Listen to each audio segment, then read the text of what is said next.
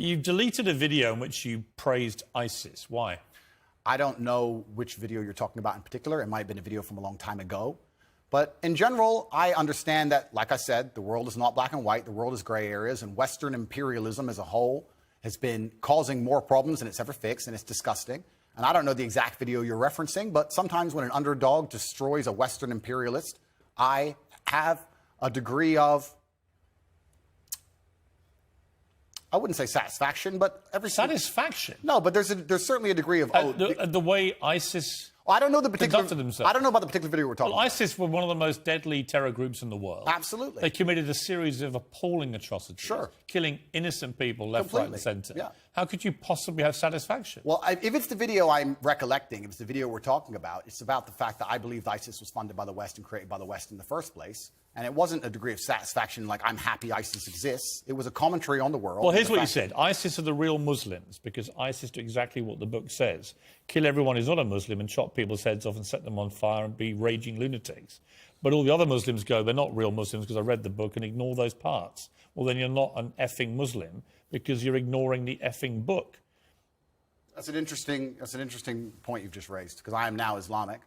And it's funny because I used to be an atheist. And when you're an atheist, you believe that religion causes more problems than it fixes, and then you come to a realization and you start to learn the truth of yourself and the truth of God, and you realize that religion is actually the cure for most of the problems in the world, and godlessness is the problem in the world. So that is something I will apologize for and admit I was wrong about because I was atheistic, and now as a Muslim I understand that's absolutely not the case. If that's the particular video you're talking about, then there's... Well, that's really interesting. So you regret saying that? Yeah, because you learn and you grow and you evolve, as I said. At the time I believed it, because I didn't believe in God at the time. It was a very long time ago. It's actually kind of a testament to you, Piers. You managed to find the oldest possible videos of me that have ever existed. But at the time, I was atheistic. Well, no, I was curious because you have recently converted to Islam. Correct. So these questions, I think, are pertinent to your conversion. Absolutely. As to what you actually believe as a practicing Muslim now. Yeah, I believe that Islam is beautiful. I believe it's the last true religion on earth. It's certainly the last respected religion on earth. And I felt differently inside since I've converted. And I think it has the solutions to a lot of the problems we're facing in the world today. That particular video was once again satirical. A lot of people watching this would not have seen it. They would not have seen the joke element of it. It's fine. But it's not funny, though, is it? Well, you know, it's like most of the time, as we discussed in our first interview with me. Things are taken out of context, short form, et cetera, et cetera. But all in all, you could say the same things about Christians. If you were to read the Old Testament and say, stick to the Old Testament, you'd kill anyone who works on a Sunday. So it's not applicable to you wouldn't countenance violence.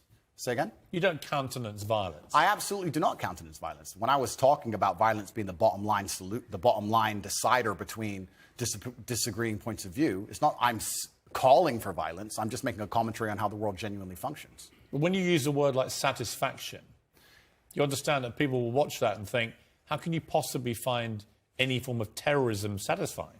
I don't find any form of terrorism satisfying. I don't find Western terrorism satisfying either. I don't think it's satisfying that we managed to find $500,000 per bomb to drop on some farmer who makes $4 a day under the name of freedom. Well, no, do I. And we can't seem to pay our nurses enough to do their jobs. I don't find any kind of terrorism. And it's actually very interesting you talk about the word terrorism. Terrorist and freedom fighter, good guy and bad guy, all of this is subjective. There are people who believe that the West are the biggest terrorists on the earth. There are people who believe that America causes more wars than anyone else, and they've killed more people than anyone else. And there's people who believe the absolute opposite. So once again, it depends who you're talking to. It's a subjective conversation. There's no black and white in the world. There's areas of gray, and that's how it is. So I thought you were talking about another video where I was saying that ISIS are standing up and fighting for what they believe in. I'm not saying what they believe in is right, but that's what they were fighting for at the time. And it was a completely different video than the one you were actually referencing. But you would condemn them now? I don't condemn anybody doing anything bad to anybody. I'm not a person out here with a criminal record. I don't hurt anyone. I just spent my first segment on this show talking about how I believe in law and order and how important that is. I think people can operate inside of their lives safely and walk around, man, woman, child, can walk around in safety in any city they live in.